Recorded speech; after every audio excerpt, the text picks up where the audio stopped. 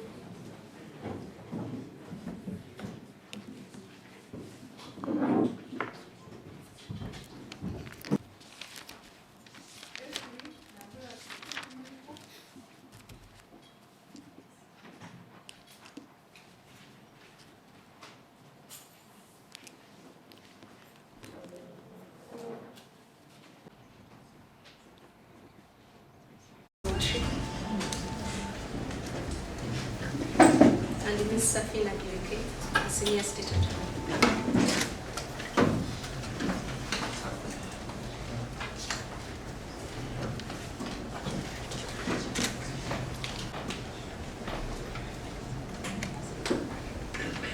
Your Honor, A1 and A3 are in court, but A2 is not here.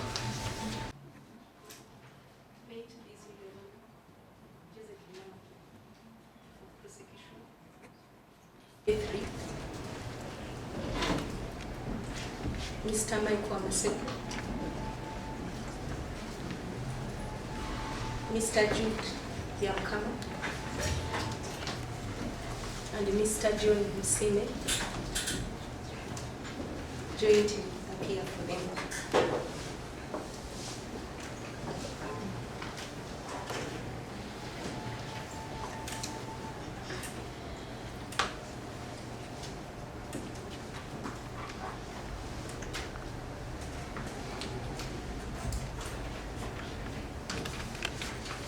Your Honor, A2 has still not returned to court.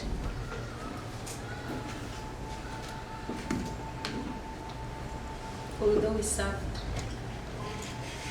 the previous summons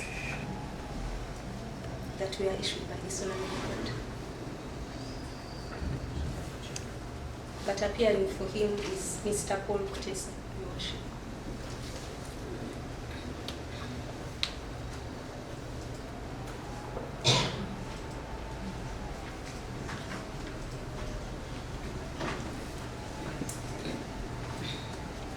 The case is for ruling on the bail application that was made by accused number 1. We are ready to receive. Paul Kutesa, I am appearing for A2, Abajo Joshua. Your Honor is not here. Your Honor, A2 learned about these proceedings. A2 learned about these proceedings through the media because he was not, when the matter came up last Thursday, he was not summoned, he was not arrested. He had been on bond, on police bond, which was not cancelled. He was not called by the police. So that's why he did come last Thursday.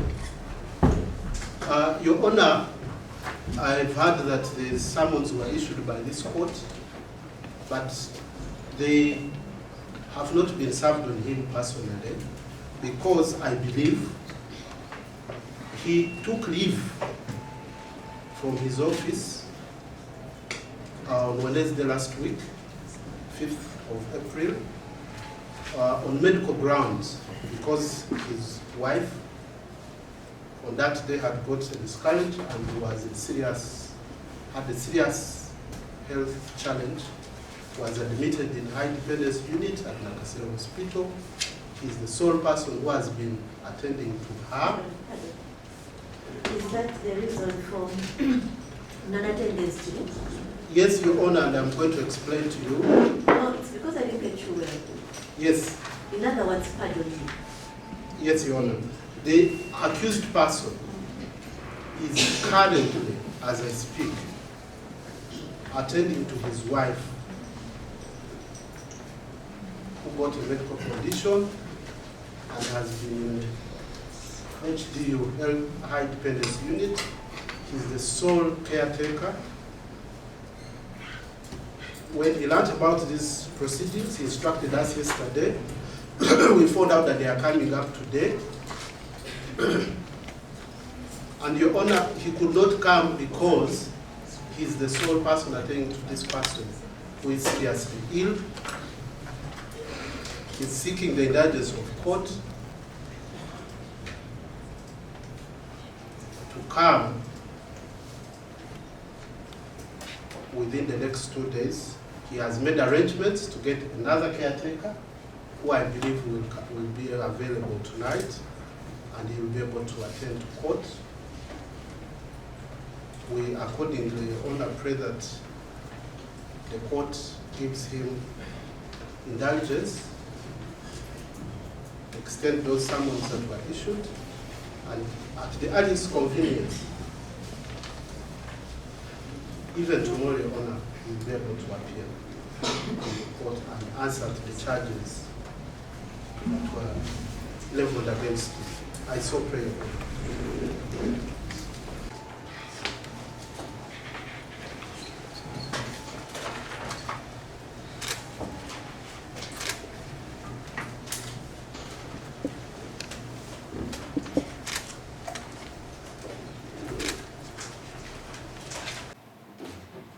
A1 KITUTU Merigoreti Kimono made this application through her lawyers, relying on Articles 23, Subarticle 6A, and 28, Subarticle 3 of the Constitution, Section 75 and Section 77 of the Magistrates Court Act, the High Court Anti-Corruption Division Case Management Rules 2021, and the Court Bail Guidelines Practice Directions 2022.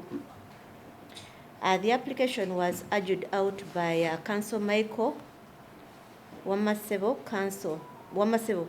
Counsel submitted on the conditions for consideration for bail or grounds for bail application as per the guidelines, and I'm going to ask that I skip the submission by counsel. We were all here, we had them. And then the prosecution also has a team of prosecutors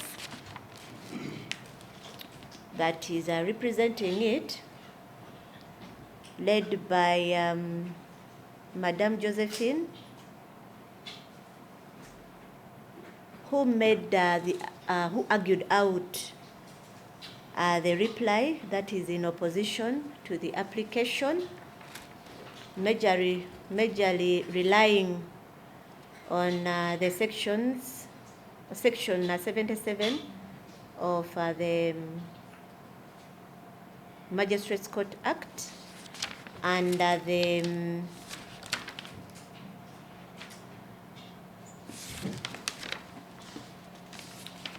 affidavit that she is from. To begin with, this court takes note that during the submissions, there were lots of sentiments that kept popping out, but this court will not be swayed away by any. What should be noted is that all persons are equal before the law. All persons that are alleged to have come into conflict with the law enjoy the doctrine of presumption of innocence, and that bail is granted at the discretion of court. Much as bail is granted or denied at the discretion of court, this discretion must be exercised judiciously, and this is why there are conditions provided for under the law for court to consider when entertaining any bail application. As mentioned by counsel for the applicant in arguing the application, there are conditions to be considered as provided for under Section 77 of the Magistrates Court Act, the High Court Anti-Corruption Division Case Management Rules 2021, and the Constitution Bail Guidelines for Courts of Judicature Practice Directions 2020. Before going into the merits of this application, this court takes note that for the applicant in rejoinder, counsel for the applicant prayed that court should not rely on the affidavit in opposition of bail, and actually invited this court to strike the same off its record for the reasons already seen, that is as per the submissions. In this regard, first and foremost, this application is an oral one, which is permissible in magistrates' courts, and the reply to the same is also oral.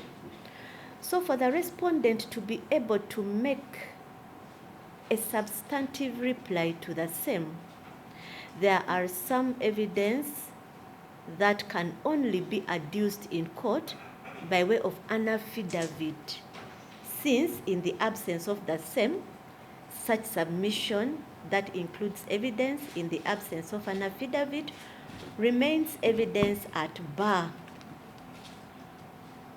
which is not admissible. So it is not strange or out of order that in this application, the prosecution is relying on an affidavit to raise its objection to the bail application. The other aspect is that the condition or considerations or grounds for bail are not a secret. They are embedded in our laws as mentioned above. Because evidence may come out at the level of reply,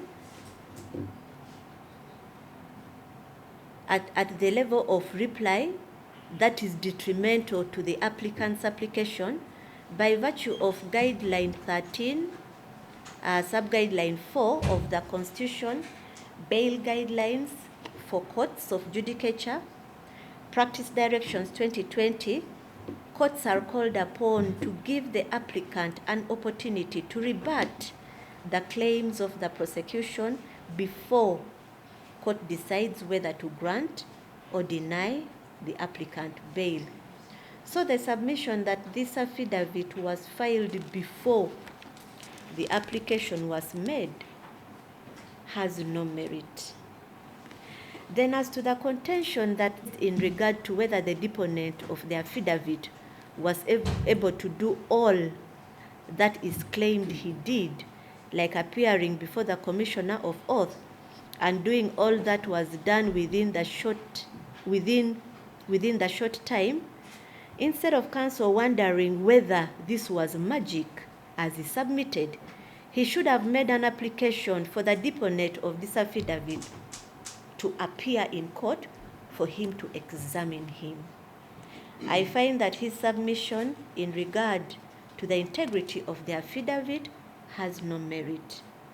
In regard to the annexures not being exhibited, looking at the same, they were and marked A, B, C. So in conclusion, in regard to the integrity of this affidavit before this court finds that the same is proper before it.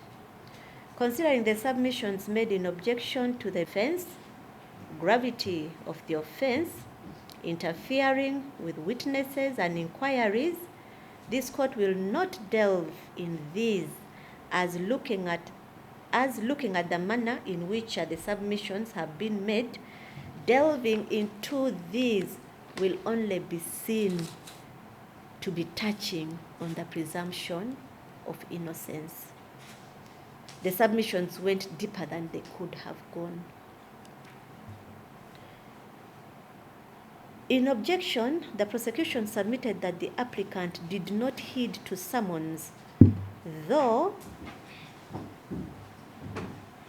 to summons through and from the Right Honorable Prime Minister to appear before the Directorate of Criminal Investigations, that is a Uganda Police Force, as reflected in paragraphs 8 and 7 of the affidavit in opposition to the bail application.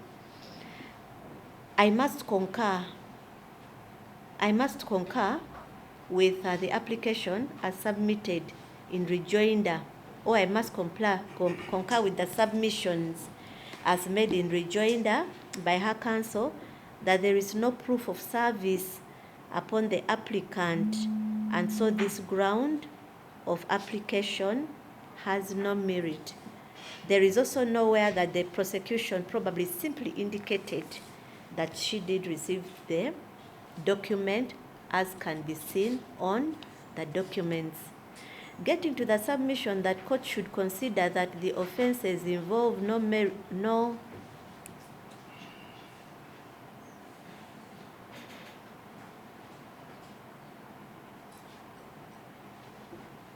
violence, this court sides with the prosecution that this is not a condition in application in offenses of such a nature, and especially the offenses that this court handles. For the ground of the possibility of delay, the applicant has not presented to this court any evidence by way of statistics to back up this claim. And as well noted by the prosecution, this court is guided by the High Court Anti-Corruption Division Case Management Rules 2021, which provides for timelines from when matters are first registered, and guides on the procedure and the time to be taken at each stage. Moving to the sureties, counsel for the applicant, among other statutes / laws, relied on the High Court Anti-Corruption Division Case Management Rules as one of the laws upon which the application is premised. Looking at Rule 7A, the same provides that the court shall, before considering any person to stand a surety for an accused person, determine that the person has the capacity to compel the accused person to attend trial. Already as well submitted to by the prosecution, surety number 2, Mr. Simon Mulongo, is said to be a former member of parliament, and a diplomat working as a special envoy to the African Union. Pardon me there.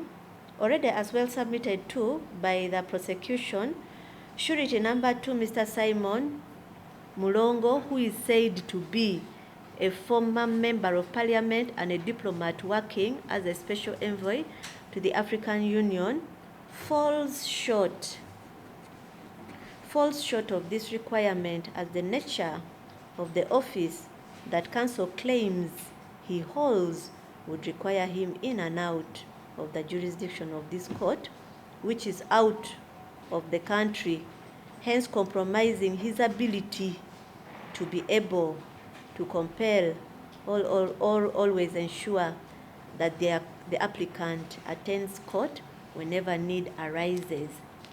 For the submission based on sureties 2, sureties 3, Honorable Said Wambede, and 4, Dr. Joel Wandabwa, being friends to the applicant, and their capacity to compel her to attend court not having been demonstrated, this court finds that as per the record, the applicant's counsel did explain the friendships, so this objection has no merit. Then turning to on the 14th of April, as had already been communicated, I'm just squeezing this matter in it. We are going to have another day on when A2 can appear. Reason being, I see my day being consumed, and those who were already scheduled for the day being disappointed. So let's get some other time when A2 will appear, but still in the presence of 1 and 3.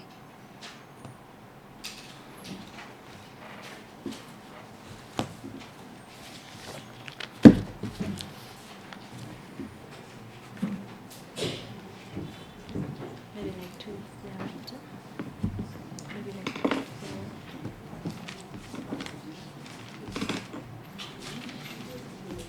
If he appears there.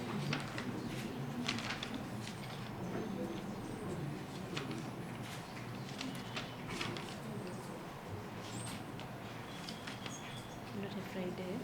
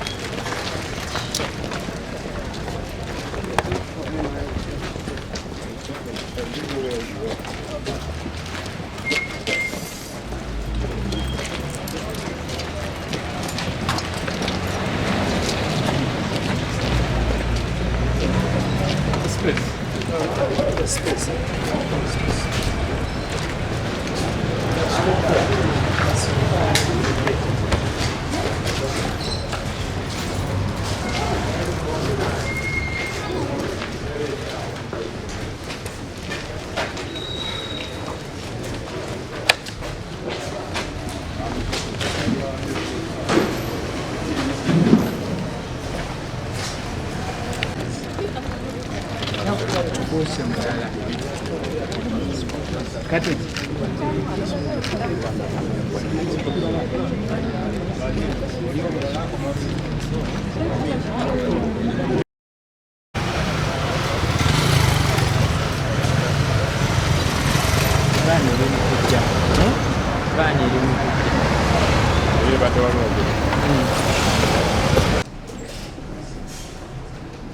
No evidence has been adduced in the form of bank statements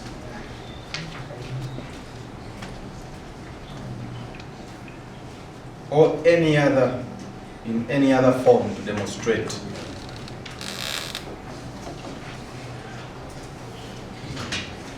the competencies of this surety. to meet this requirement, that requirement.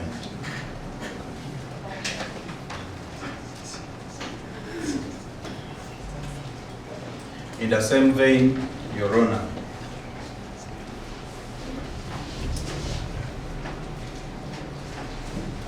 the second surety presented as a retired RDC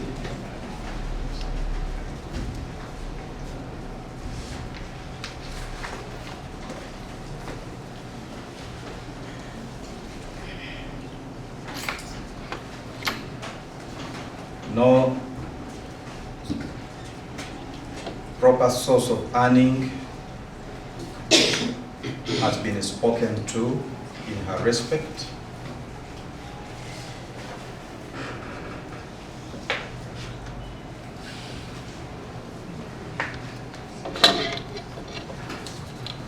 The letter that has been attached, Your Honor, indicates that Ms. Irene Mangali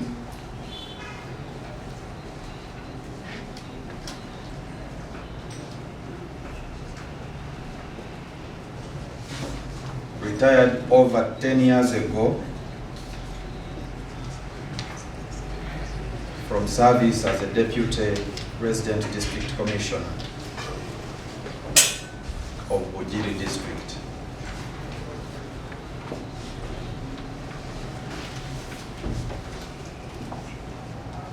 Your Honor, her letter of retirement from service is dated 8 July 2012.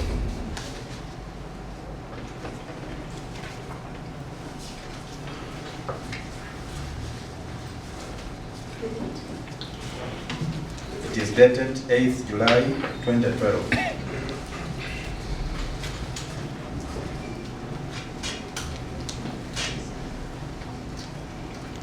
It has not been demonstrated that her service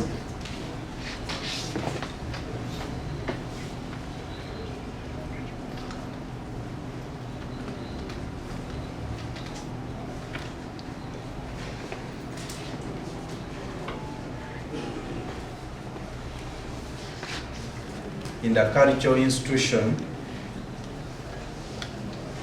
of Inzu ya Masaba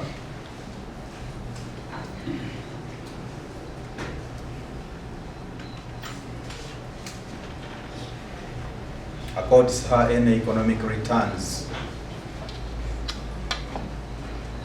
in terms of earnings,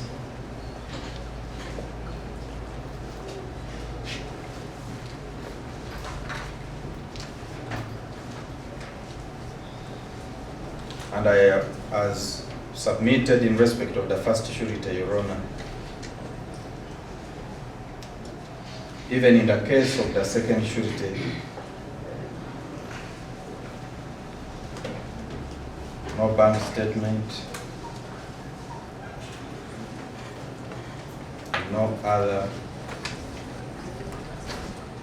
engagement of economic value.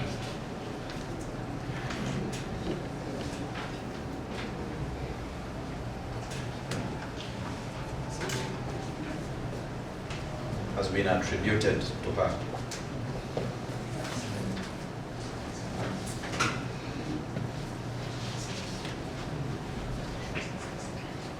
In summary, Your Honor, we submit that both sureties are incapable of meeting the requirement under Rule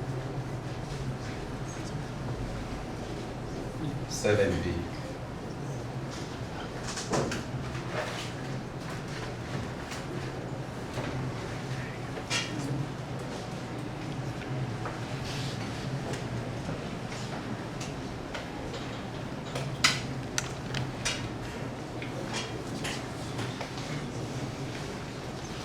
Equally important, Your Honor, both sureties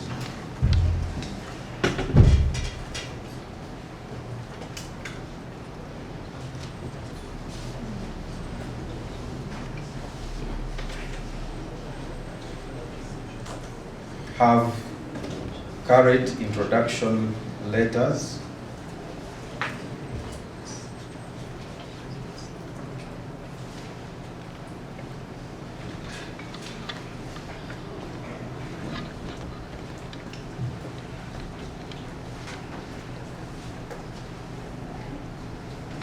And for the second surety, Your Honor,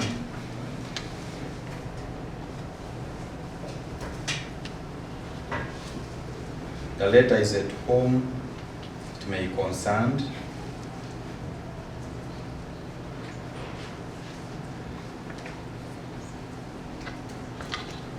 And her recommender.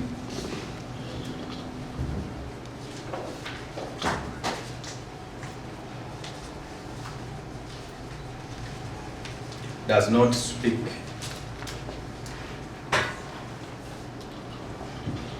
to her suitability of standing as surety in a court of law.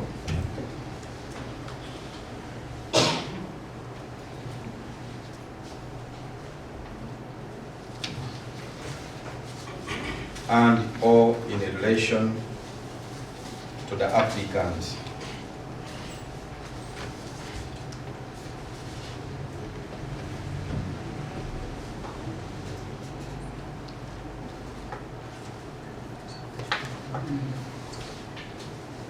Your Honor, we submit that though it may not be a strict legal requirement,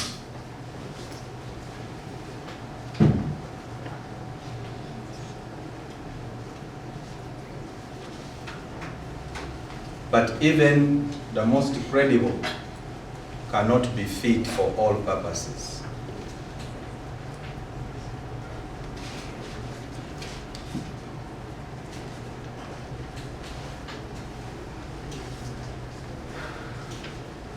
These letters were authored way after the applicant appeared in this court.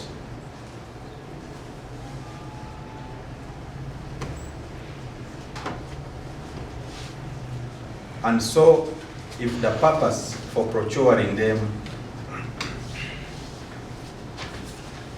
was for purposes of standing surety in this court,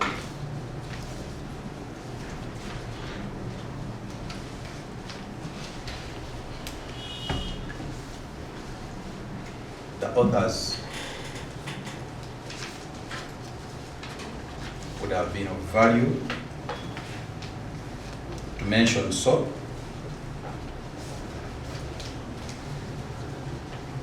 Most importantly, at least make reference to the person for whom they were recommended to stand.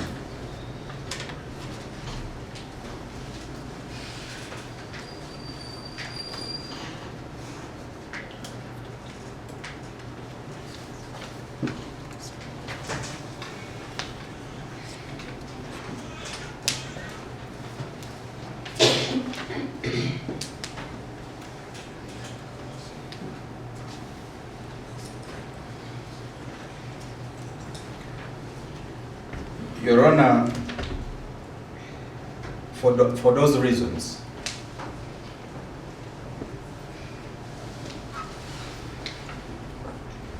we pray that court be pleased to find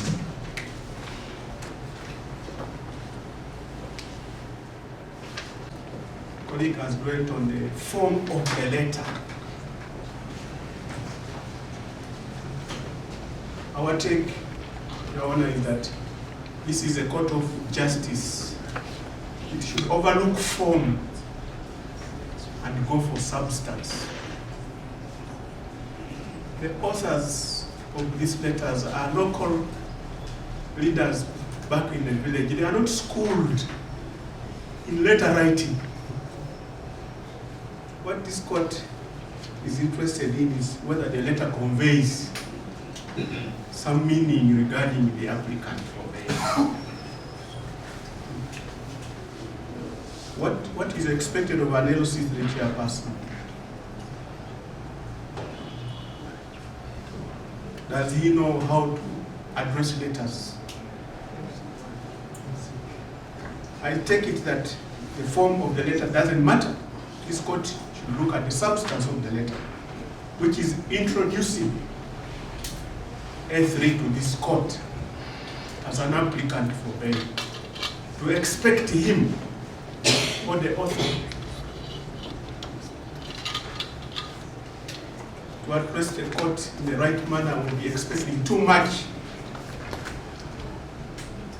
of an LC3 chairperson.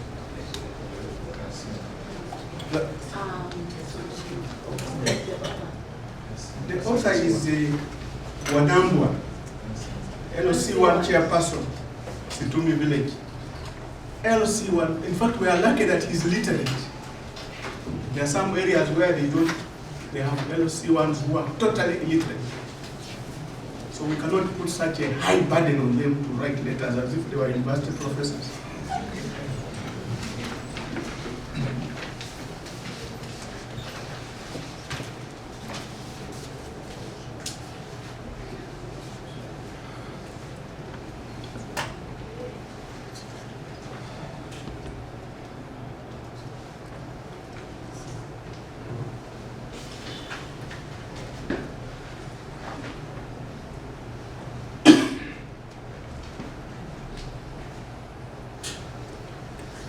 Council also submits that the LOC letter does not indicate whether, for example, the surety is substantial.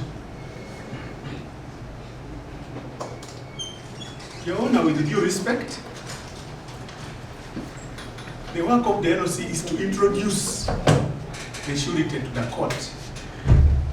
The role of assessing the suitability of the surety is for this court. It's not for the LOC1.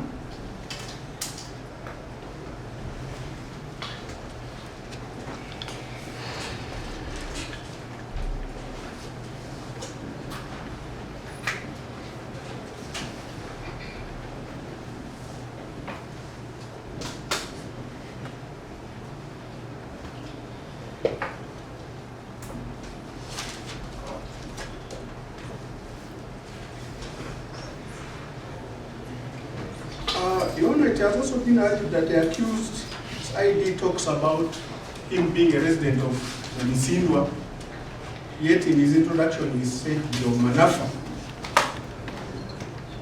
Your Honor, the two districts are adjacent.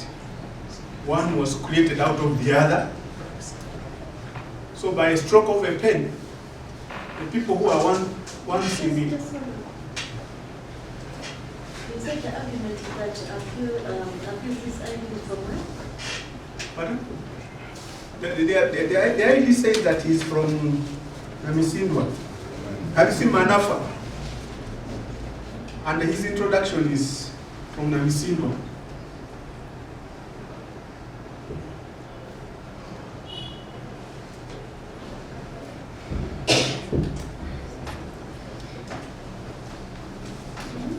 And our argument is that Namisindwa was created out of Manafa. So people who were formerly in Manafa found themselves in Namisindwa by a stroke of a pen. So that cannot be faulted on them. And how many of us have identity cards which show where we stay? Many of us have IDs from our villages. We live in Kampala. Yeah, and people can shift. People are not fixtures.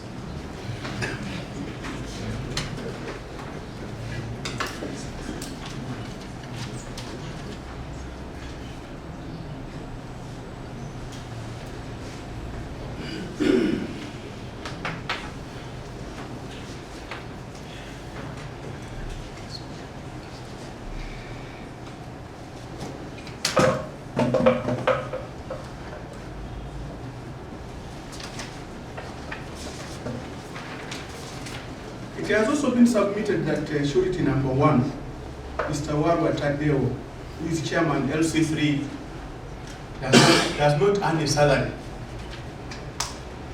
With the highest respect, my colleague, LC3 chairperson is a salaried employee of the district local government and is on the district payroll.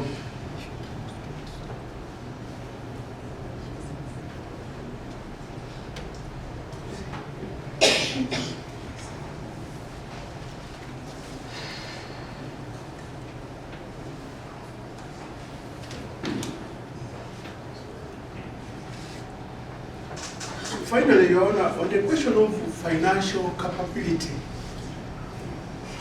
I would like to submit with a lot of respect that this condition is being construed out of context.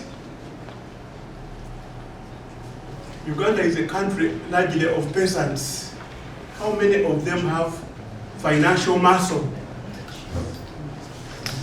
to be able to have bank statements to demonstrate their financial worth? And in any case, Your Honor, Naboya Michael is being charged for allegedly receiving 100 pieces of iron sheets, which were moreover recovered by police wholesale. He has no obligation to show any financial muscle. What's the cost of 100 iron sheets? It's not something that would be outside his reach as a subsistence farmer growing coffee, for which he does not need a bank account.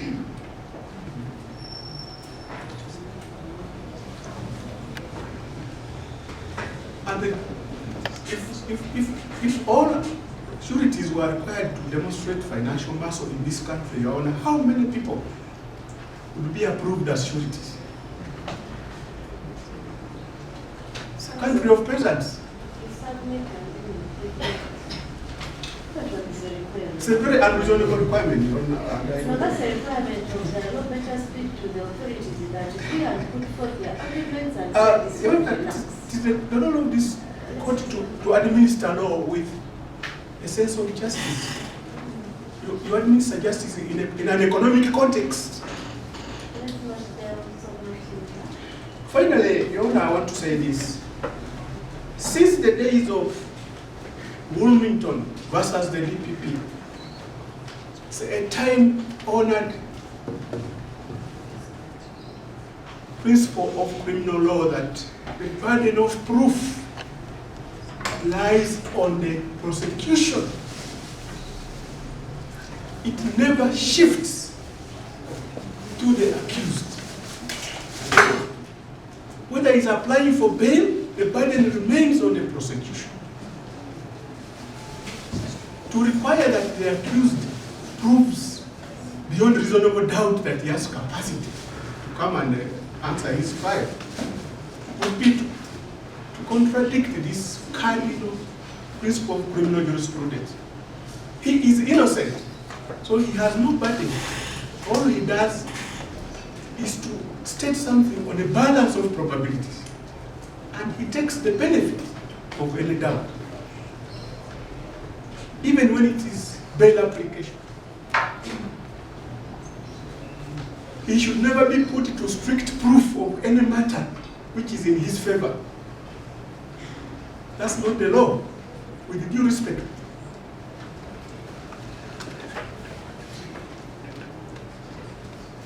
He just says, this is my surety, I live in such a place. To ask him to demonstrate more than that would be to shift the burden of proof to him, which goes contrary to principles of criminal law. Forthwith stops making any other tweets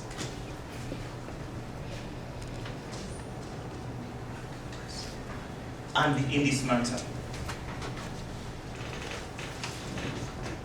They stop calling press conferences and addressing them on this matter. before I take leave of the office of the DPP, it is interesting, Your Honor, that Facebook remains banned in Uganda. But when you look at the extracts of these tweets, somehow the office of the DPP is on Facebook. I do not know whether they want to consider prosecuting themselves. But that is as far as the office of the DPP is concerned. Relatedly, Your Honor,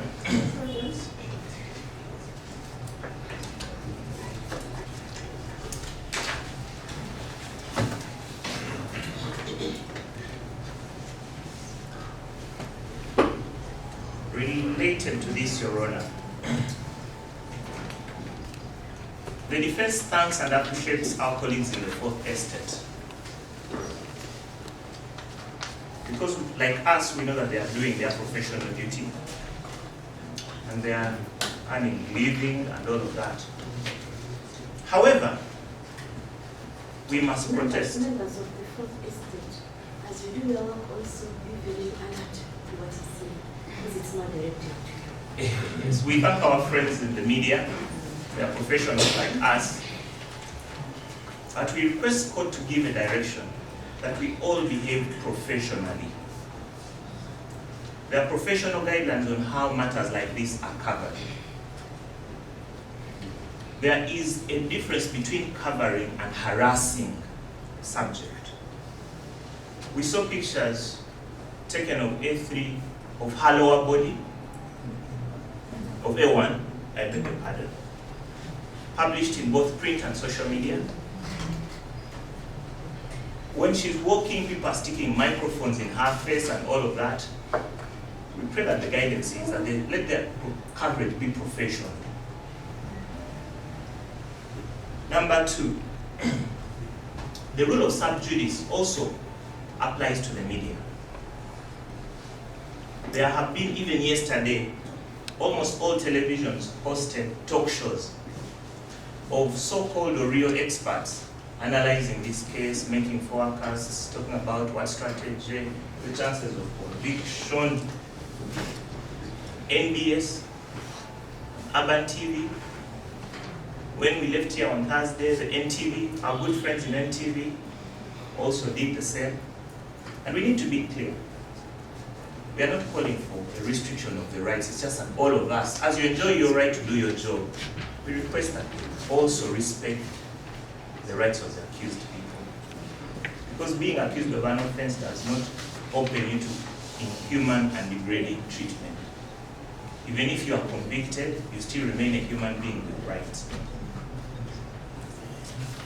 I want to illustrate how these publications prejudice our client and her rights.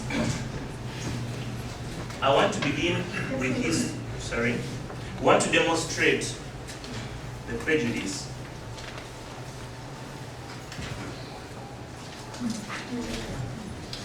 New Vision of Friday, April 7, 2023. And my Lord, Your Honor, we've provided copies. We just want to show you the highlighted parts. 2023. Mr. Tugu wrote a long article littered with falsehoods against the accused person. Charles Etugu and Michael Odeni.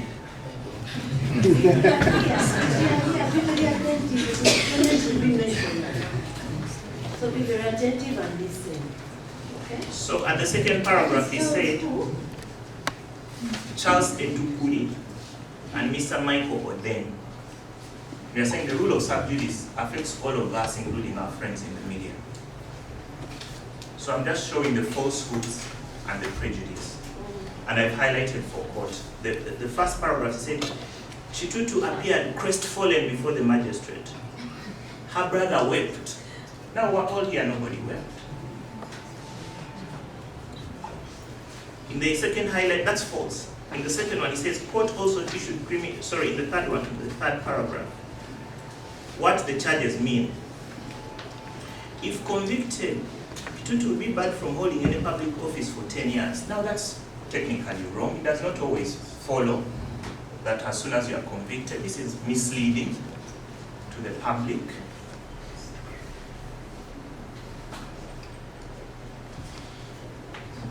he says that yesterday morning KITUTU was first driven to CID headquarters where detectives took her fingerprints. That was not correct. It's factually not correct. They said that they searched her home. This is not correct. On the next day, he wrote a follow-up story where he was misleading. The essence of what he wrote was misleading the country on the burden of proof and the standard of proof. The next day, 8th April 2023, he writes and said, Goretti will have to convince court that she was never engaged in criminal enterprise in light of this. Of course, we know that the burden of proof is on the state. It is even open to the accused person if she so chooses to keep quiet. That is a national government. We are happy with our colleagues being involved. We want a public trial. We just pray, Your Honor, that there is guidance and parameters of how we are going to work together so that we all do our jobs. I don't know if it's necessary to refer to any authorities, but in case one is required, Alcon International Limited and the New Vision. It's a Supreme Court civil application for 2010, which offers guidance to court. In that case, they issued a total ban, but it's not what we are praying for here. We're just saying let's have boundary of this matter, and in light of the court's ruling, we pray that court be pleased, be so kind enough to allow us to provide the 2 additional witnesses tomorrow. Sureties, I mean. Tomorrow. That's all, Your Honor. Let's go for 14.